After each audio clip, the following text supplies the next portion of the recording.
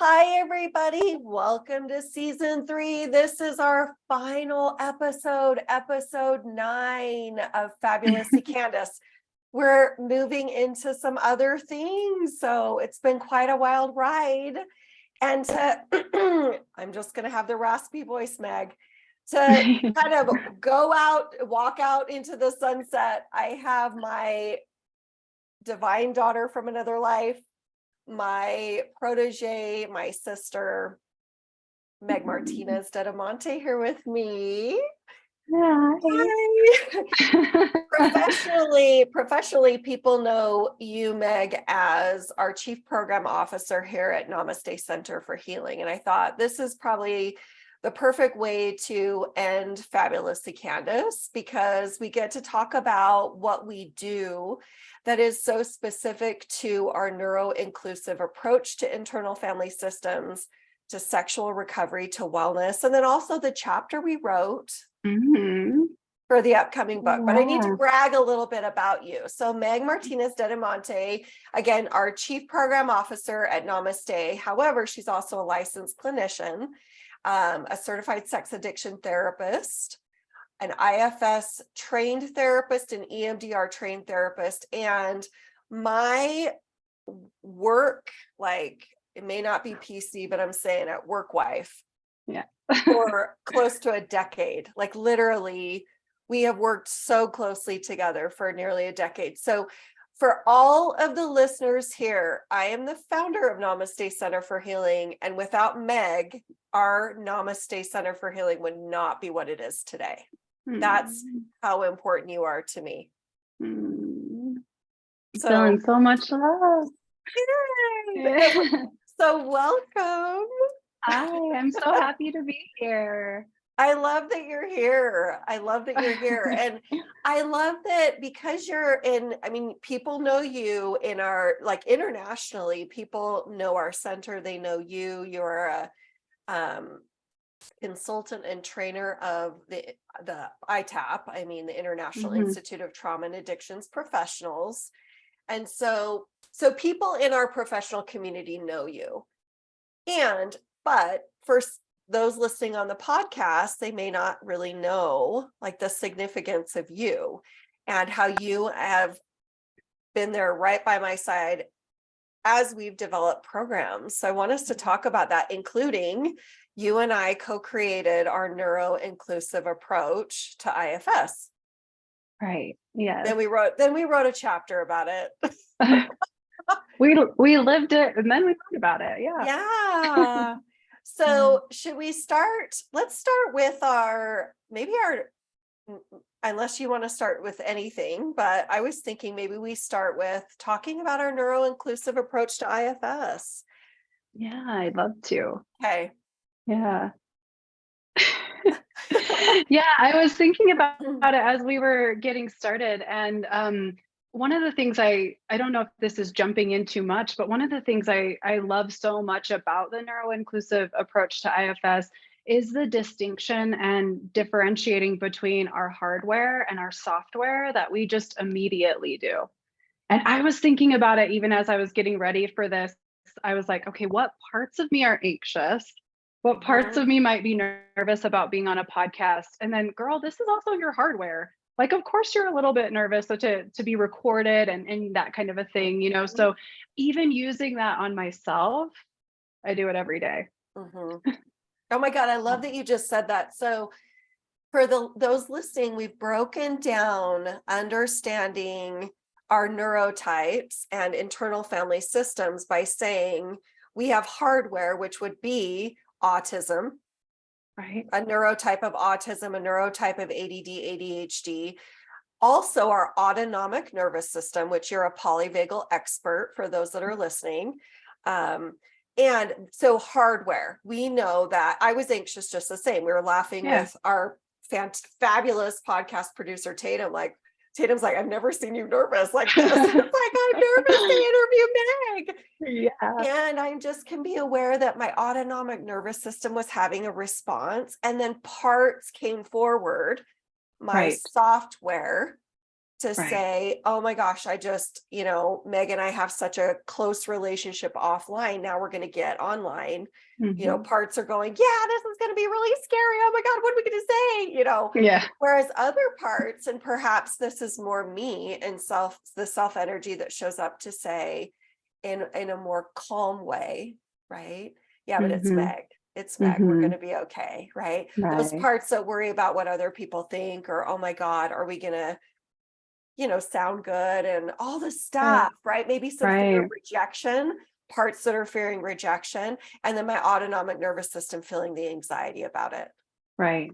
Right. Yeah. And I think we talk about this in terms of the neuro-inclusive approach to IFS because understanding the distinction between different neurotypes is important, but really it does apply to everyone, and it is so non-shaming. Because so often too, when I love that you just broke it down that way, because when we can also let our parts know, this is also our hardware. Like I get that you're nervous, right? Mhm. But our body's doing this too, right? This is just us biologically. There can Yeah. be some relief too, just like, oh yeah, and I'm just me. And I'm just gonna Mhm. trust that hardware, right? Like, because it's my hardware, I love right? that. Yeah. No, I love Yeah, that. Do you want to share any, thoughts about or inspiration for creating this neuro-inclusive approach? I could say it, but I'm interviewing you. So yeah. I Yeah, have to I say mean, yeah. I mean, and please add, obviously, because we're in this together. But I think I touched on it a little bit because the non-shaming aspect it. of Mhm. any type of therapeutic Yeah. intervention is kind of what underlines our passion, in my opinion. Everything we do at Namaste, whether we're working with a neurodifferent person or somebody struggling with an addictive process or someone with a completely different presenting issue, our passion is to come at it from a very trauma-informed, non-shaming, holistic approach. So Mhm. it just made sense to us, right? It just made sense to us to look at IFS, Yeah. which is a therapeutic modality I know is near and dear to both of our Mhm. hearts, but also see, right? Like even this Mhm. really, really compassionate, beautiful model unintentionally might induce shame, or there are microaggressions that exist. Like that's a massive Mhm. part of our Mhm. our awareness in our chapter is like, do we have parts that are implicitly biased that are Mhm. committing microaggressions against neurodifferent folks, and so Yeah. yeah. Beautiful Yeah. segue to our chapter. So let's talk about our chapter. I've got it right here printed out, everybody. I love the part of you that did that. I know. Thank you, part. So this is a book called Altogether Us. Jenna Riemersma, our dear friend, certified IFS Mm, therapist, wrote Altogether You a couple of years ago. It was amazing. And then reached out to the leaders in these specialized populations, working with specialized populations, to say, would you please be part of this book that I'm editing? Right. And reached out mhm, to me about, how can we really be more neuro inclusive, right? Or can you write a chapter on neurodivergent individuals, which I like to say neurodifferent. Um, so I was honored to do that. And at some point, I'll just be completely transparent. This was, gosh, a year and a half ago that this process started, and I found my autistic brain, right? I noticed that my ADHD, just really struggling to get this project done. And mhm, Jenna suggested that, we have a couple of reviewers. I want to give credit to Kim Bowling, who's a PsyD, and then Alicio Rizzo, for being our reviewers. And Jenna had suggested, gosh, maybe we have someone co-author with you. And I thought, well, if we're going to have someone co-author with me, it's going to be Meg, because you are me, truly. We are so much alike. You get me inside and out. You are absolutely the most neuro inclusive human being I know. based on your understanding of it with family. And have just been such an incredible advocate for me. Yeah. And so that's where we came together, because what my strength is in explaining to the world neurodifference, right? Mm-hmm. So part 1 is all about that, right? Like, Mm-hmm. let's really help the world understand, being sensitive to, and I'm literally sifting through it. People can see. Oh, part 1, increasing awareness and sensitivity around neurodivergence. Right. Where we do say that word interchangeably with neurodifference, but we talk about how autism used to be viewed. We talked about the neurodiversity movement and paradigm. We talk about how there's we talked about getting rid of the D's, which Yes. specifically for people, because I've gotten heat about D being disability. I'm not talking about the word disability, because to me, disability really is a valid term to use with neurodifferences. What I'm talking about is making autism a disorder and attention deficit a disorder. When it's a neurotype. So that's where we're coming from for those listeners. We're not making disability a dirty word. We're just saying, okay, DSM, can you ditch disorder for these neurological differences and put them in a book or a category in your book that makes more sense, right?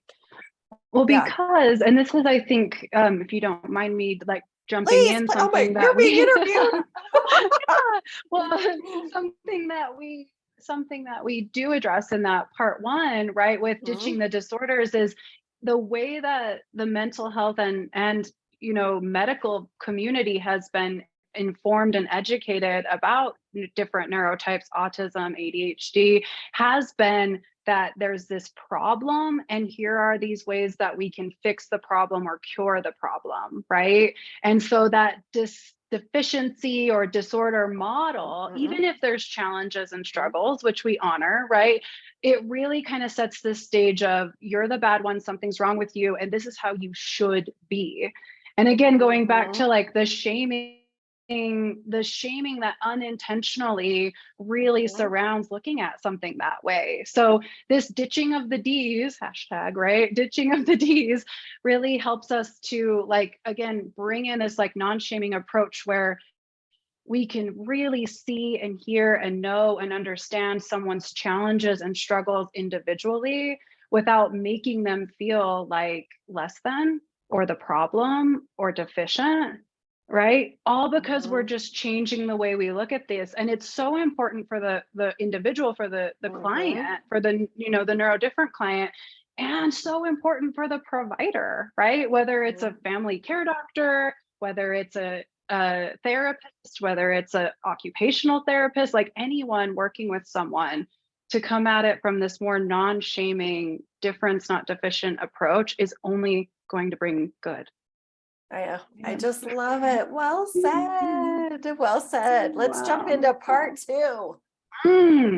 So part 2 is all about our approach, right? And so it starts by saying how IFS can assist with healing and empowering both therapist parts and neurodifferent clients' systems. Yeah.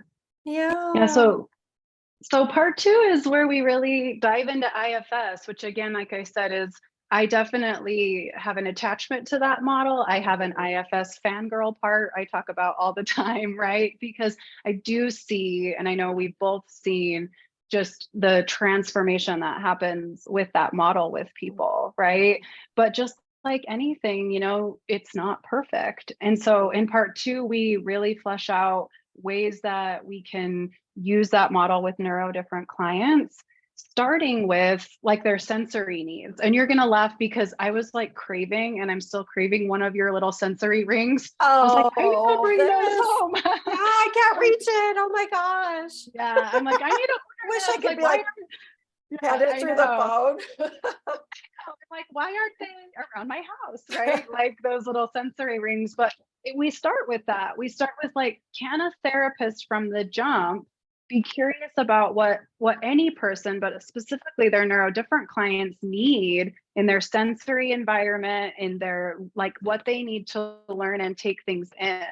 Gosh, and I know we mentioned this, but I just can't ever forget the client that we had that like we came into an intensive setting and that person just like and we're like up and I feel like I'm in the principal's office, you know, and so for us to be able to like really not only help parts know, you know, hey, you're not in the principal's office, but really help their hardware, help their nervous system feel present and the ability to relax and be and feel that sense of safety. Like you need that. You need that with any healing modality, right? Well, and what I love about our approach, again, with talking about that is it starts there. It's the setting, right? The setting. Yeah. So soft lighting, right? Do you have a weighted blanket for the person, right? For this neurodifferent person that's with you, you know, maybe they need to drink here's some water if you need it. Gosh, I've got all these stim toys, and let's just come into the setting, right? Before we dive into the work, because I've found that so many neurodifferent folks, myself included, we're very body based. Now, what I mean by that is that first, it can be pretty hard to be in our body. Okay, but we're feeling things very strongly. So it seems like a contradiction, right? Like it might be hard for me to feel in my body because it's so overwhelming. But when I do IFS from that, like sensory, if I can connect the hardware of, okay, I'm calmer, I'm going to be able to tap into my parts easier than if I just walk in and I'm talking 90 miles an hour. Right. And we just jump right in.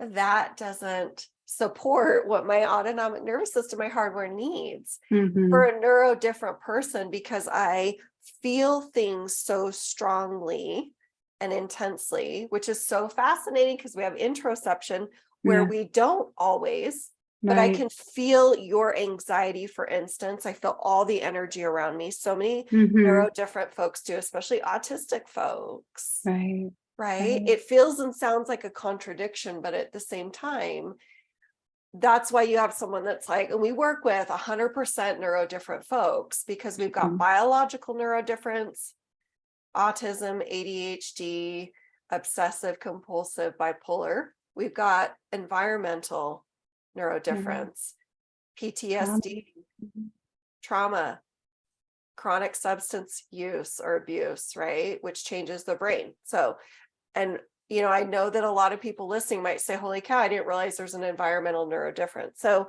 I know I'm harping on that. I just think we focus so much on the sensory processing issues and the sensory needs because therapists miss that boat. And that affects so many of us that are neurodifferent. Yeah. Well, this is truly where my polyvagal fangirl part comes out, right? Because yay.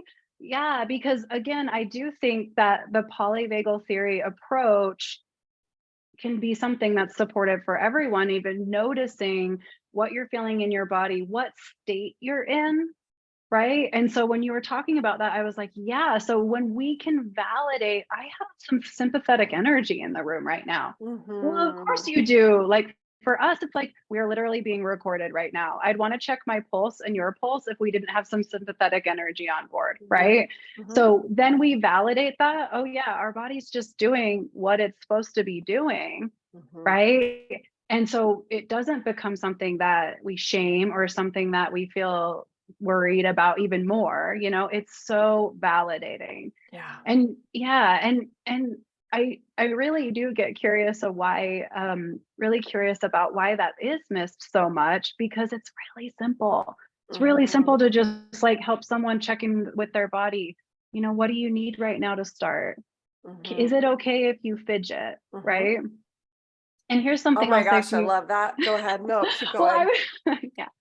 I just was going to say, I'm going to jump ahead a tiny bit because the next part, or maybe it's a segue, the next part of our chapter is really helping our therapist parts understand if we have implicit biases that Mhm. might produce microaggressions, because then for me that question becomes, what makes you uncomfortable about somebody else stimming, right? Like if somebody else needs to be Mhm. rocking or stimming Yep. or moving or Mhm. flapping, like what makes you uncomfortable Mhm. about that? Like what Mhm. does that go back to? And wow, who asks those kinds of questions?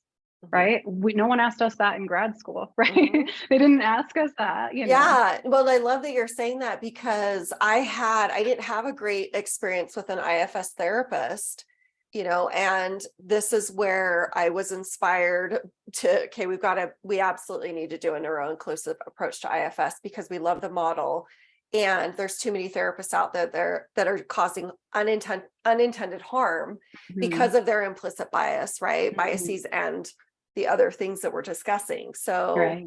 yeah, so Yeah. this is perfect. I am going to just go back and say to folks listening, I don't want to create any like questions about what I'm saying. We're not necessarily in our body in our lives because it's so overwhelming that it might feel safer for a lot of autistic folks, especially I can speak for myself. Maybe folks won't agree with me. It's easier for me to stay upstairs and be a thinker, have thinker Mm, parts, just because that feels safer to me. In therapy, though, what I notice with a lot of my autistic clients, and I notice with me too, in my own IFS therapy, is we're very body based. So if you put a weighted blanket on me and I can fidget and I can really tune into what's going on, that's why somatic IFS, I love it so much. that's so good. Then I can do the work because I come in and oftentimes I'm up here, anxious, Mhm, autonomic nervous system, just low level anxiety. And then I have parts up here in my jaw, my mhm, thinker parts, my analytical parts, right? mhm, So yeah, so I just want to mhm, say that and come back to what we're talking about with bias because mhm, it all relates, mhm. right? Yeah. Yeah, and I mean, a thought I just had as you said that from like a therapist Mhm. point of view is, if we miss the boat about a neuro difference or the hardware, we might assume as therapists that someone has like a really stubborn intellectual part that's like not letting you Mhm. access the rest of the system, or, when in reality, it's somebody's hardware that needs to be attended to really help the whole system relax and be more accessible, right? It's and sometimes Mhm. yeah, if that makes sense. So we might It go into, does. yeah, we might go into the weeds as therapists. And this is, I think, also too where um microaggressions or implicit biases can surface. Like if therapists tell their clients, well, here's a resistant part, or you Mhm. have this like stubborn part Mhm. that's blocking. And maybe Or there is, you're we can all, being rigid. or yes, You have a rigid part, or you have an ADHD part, or you have an oh yeah, autistic part. yeah, Folks, though that's hardware. right, Our right. diagnosis is our hardware. And rigidity for folks listening, if so we know that people can say, okay, part of the diagnostic criteria for autism is rigidity, right? Mhm. That is because I've actually heard other IFS therapists that were talking about autism, and one of the person interviewing said, well, what is the rigidity about? And he said, I don't know. I know. I know exactly what it's about. So we wrote Mhm. about this in our chapter. It's autonomic nervous system dysregulation. Yeah. So when I feel a low level of anxiety all the time. That's my Mhm. autistic makeup. There is co-occurring anxiety and my autonomic nervous system is dysregulated. We live in a very anxiety provoking environment that's too much. Okay. So I know that that's part of my autonomic nervous system. Right. Mhm. And so Yeah. my rigidity, if I have parts that jump on being rigid, it's because I'm in fear. And I'm probably at the high level of my sympathetic arousal where I'm feeling like I'm really in danger. Right. That's got to be Yeah. tended to Right. Right. Because our instead of part. me being labeled as it's your autistic part and you're being rigid, right? Mhm. Mhm. Well, and no, you're doing like I think this is the heart of what we're talking about in like that second part of our chapter, where we're really asking therapists to go inward, because that statement of thinking that someone has an autistic part and then wanting to do work on that part actually ends up following that deficit model. Like, we got to do something about this autistic part of yours that's so rigid. And it's like, wait, wait, wait, wait, Mhm. wait. There's so Mhm. much wrong with that statement, in my opinion, right? Because autism is hardware, not software. And our parts aren't always the problem, it's their burdens. And so, to expand the analogy we're using here, it's like our hope is to heal the software viruses that our parts can get, right? But Mhm. not to like choose which parts are good and which parts are bad, right? Like, no bad parts, Dick Schwartz's Mhm. newest book, right? And so it's like all parts are good. They show up for a reason. We want to have awareness of the hardware that they might be responding to, right? And not even Mhm. internally within that model label parts in a way that perpetuates this deficit model, right? Yeah. Right. So curiosity, one of the 8 C's, like, Mhm. I'm sensing this, Mhm. right? Your body just moved this way. Or like we said with that person, like, oh, notice your body. It looks like you're Mhm. kind of feeling some, is it anxiety? Like, what's happening here? That person might have said, no, this is how I like to sit. And we're like, all right. But when he went Mhm. inward, he was like, yeah, I'm feeling like I'm in the principal's Mhm. office. You know what I mean? Mhm. So yeah, Well, curiosity. yeah, we So want to say that we recently did a ketamine assisted psychotherapy intensive because we do those, and folks yeah. will come, they'll fly in from literally all over out of the country in, the US with a gentleman who's neurodifferent. And it was what's beautiful that we see with Cap is that self energy is more present. So self energy was definitely in the room with him after his 45-minute journey. And I was in there with Chris doing the psycholytic therapy. And it's just fascinating. I could tell when, I mean, he was actually navigating the parts himself by just having enough self energy to say like, oh yeah, I can hear that part come up, and I'm just noticing it and then coming back. Where I noticed his hardware came in was we asked a couple questions were asked, and he just said, it feels like overwhelming, right? Like Mhm, just mhm. it's like there's just too much information. Like right now, I'm having a hard time processing the information. Right, Boom, that's hardware. right.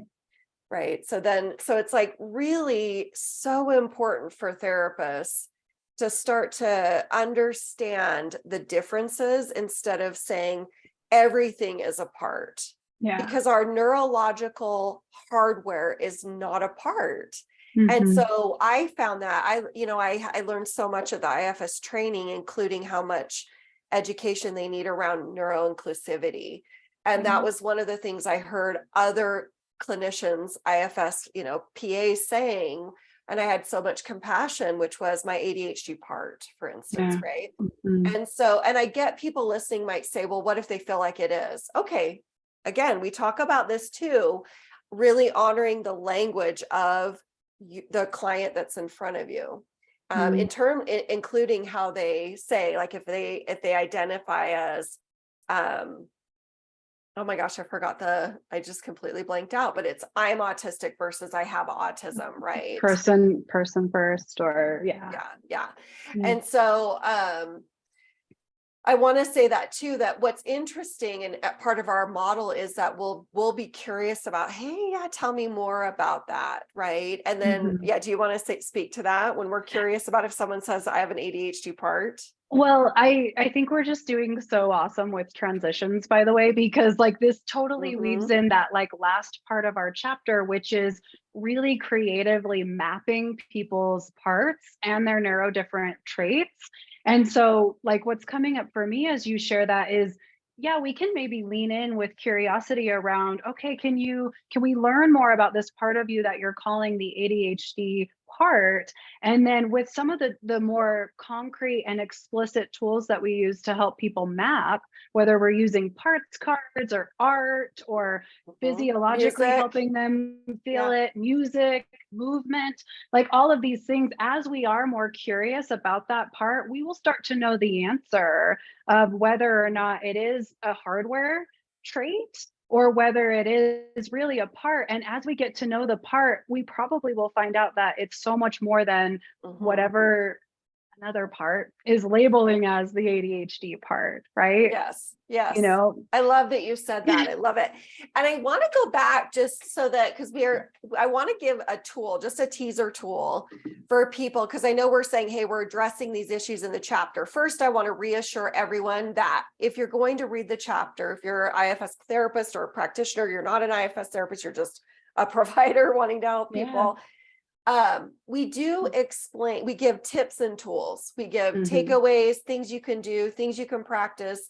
So we're not just saying these are the issues. We do give, tried and true things you can do that we found have worked. And so going back to, if there's a microaggression, we actually walk people through what to do, right? What you can do. I don't know if you want to give a little teaser about that, the experience in the chapter that's well, shared, no, just like how a clinician could, make it amends, right? Right. Well, and this is or be proactive. Oh, totally. Yeah. And this is the beautiful thing that IFS sets up in the first place too, is it's such a humanizing model that like we all have parts, right? And so even on this interview, you and I have been using parts language because it's just second nature to us, So as clinicians, when we can drop into that with our client, it humanizes the experience in such a beautiful way. And then when we own and take accountability for a microaggression, and the definition of a microaggression is often subtle and unintentional, right? And so we're going to have to own them, right? And there is an example of that in the chapter, but like when we can say, oh, I'm recognizing that I just did that, or I'm recognizing that I have parts that may use language or say things that offend you or are a microaggression, and I'm going to say that from the get-go because I want to honor your experience and I want to be able to make it right.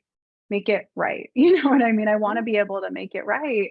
And what a beautiful modeling, what a beautiful modeling of relationship and of acceptance. It also compassion. creates safety. It creates safety. Sorry to cut you off. It also creates safety and a corrective experience for so many clients who are neurodivergent that have had trauma from therapists that have had microaggressions, that have done a lot of labeling, that have used the deficit-based language. Clients come to us oftentimes and we're unpacking a lot of that trauma from therapy.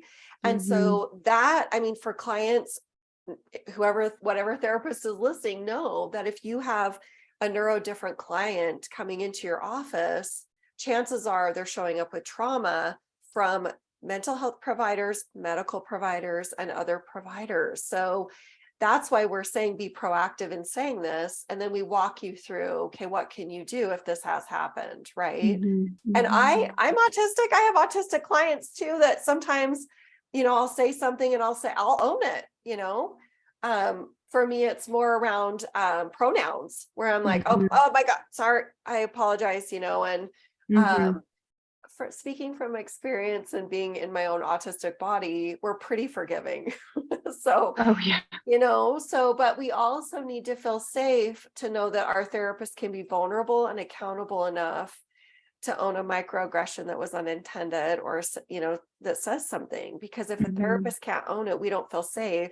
And I end up quitting therapy. And I've heard that from other autistic clients too, and other neurodivergent clients that have said, this was my experience. It was traumatic. And I ended up not going back, and I talk about this in the beginning of the chapter, or I never brought my autism up again because of the microaggression against me. And then just no acknowledgement whatsoever of my experience. Right. So then I'm not fully seen and heard and known and understood, which in my opinion is so required for healing. Like a human, you cannot heal without being witnessed. You cannot heal without being really seen, right? And you can have choice around what you want to share. But if you feel like you can't share something that's so integral to who you are, Mhm. right? Then it's really, really hard to move into that healing space, right? Yeah. Yeah. Yeah. And we're coming in with our hardware. We're coming in with trauma based on our hardware, meaning my autism doesn't traumatize me. And I that is so controversial because I know other people that will say my autism does traumatize me. So I have compassion for all of us. Yes, I have challenging days based on my neurological differences. I have parts that get frustrated with my challenging days because of my neurological difference. Hmm. Personally, I don't feel traumatized by that, but I want to honor folks that really feel like their neurodifference is traumatic. So I want to say that. I Yeah, know, yeah, right? And then I lost yeah. my train of thought. What was my point? Well, what I think you were getting at was that the traumatic experiences actually come from how the world responds, Thank right? you And for, yeah, yeah, thank you for helping me get on track today with I that. gotcha. So I know, girl, you do got me. So, and I thank you for saying that. The world has been very traumatic to me. And then a lot of the neurodivergent folks we see that will say, went to therapy and this was what I was told about me, Hmm. and my neurotype. And so that's why it's just so important what we're doing, what we've written about, Hmm. um, and what we're trying to get out into the world, which will be, I think it's out on Kindle and you can pre-order the book that'll be out in August. I think it will be out in August. Yeah. Yeah. Anything Yeah. else you want to add? I do want us to kind of talk about what you do here and how people can connect with you. But anything else you want to add Yeah. about our chapter?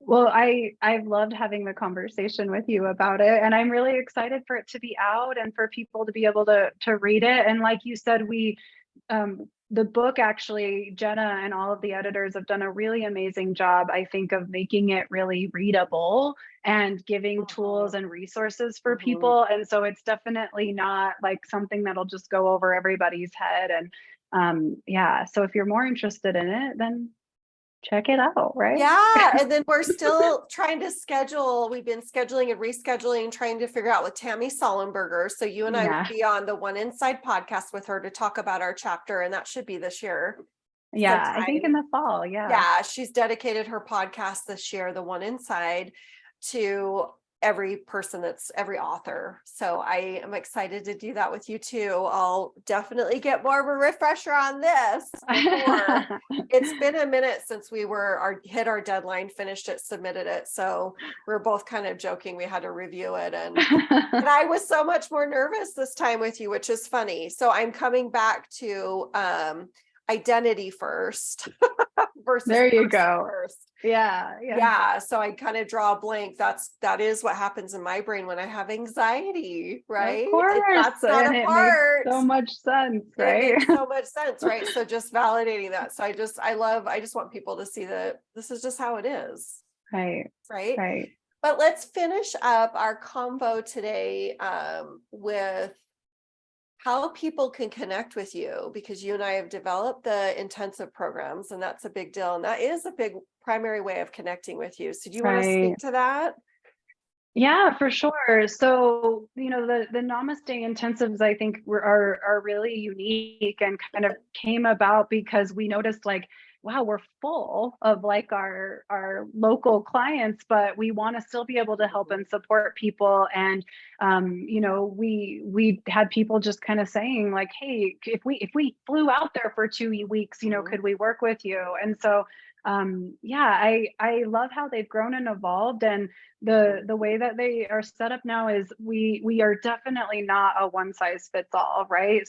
So if somebody's interested in doing an intensive with us, then it starts out with like a really in-depth call to really get to know you. Like going back to what we've been talking about, mhm, we want people to feel seen and heard and known and understood, and not just like pushed through a schedule or a one size fits all approach. And so there's a variety of different like lengths of time that people can come be with us, whether you're a local client to where our center is in Salt Lake or not. And we really individualize it. mhm. And you do get to work with me and Candice, but we have some awesome other providers on our intensive team too, with Chris and our yoga therapist Debbie. And We have the ketamine experience that's now part of our intensives, and Well, so yeah. I want to tell people, because they can have just an intensive, and I don't want to say just, but I want to say it's separate from the CAP intensives. Mm-hmm. Oh, okay. Are we still good? I just noticed it kind of glitched. So we have our regular intensives. So folks that are like, I'm not into ketamine, I don't want, please know that our intensive program's still here. And that Mm-hmm. really is the way that you can engage with Meg and I, because we're just full. I mean, we're full all the time. So most of our clients come for 5 days, and there's been a trend of 3 days lately, but there's also Mm-hmm. been a trend of 10 days. Yeah. And so individuals can come. You clearly can have a neurological brain that is not autistic or ADHD to come. We have a lot of environmental trauma. So folks that have betrayal trauma that come to our intensives, couples intensives where people, might want to come because they're neurodifferent and a mixed neurotype couple to work on issues. But we also have folks that come for betrayal trauma and wanting to heal, because that's our specialty too. So, and I do love our intensives, and I really love doing them with you. I love that we have Chris that does so much of the neurosensory work with folks, coaching and helping people understand what's going on with your brain.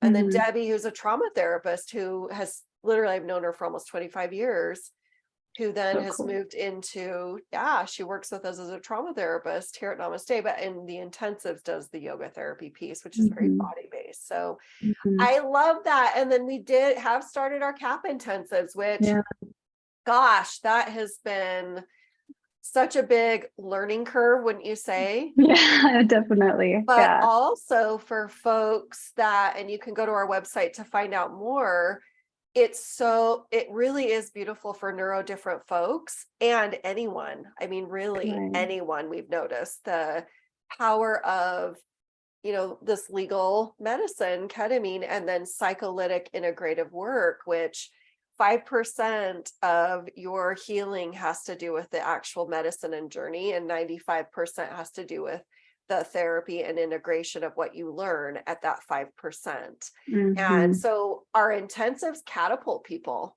They really are accelerate recovery. They accelerate healing. I've noticed that. And then I think CAP is almost like the intensive on steroids. It's right. right. Yeah.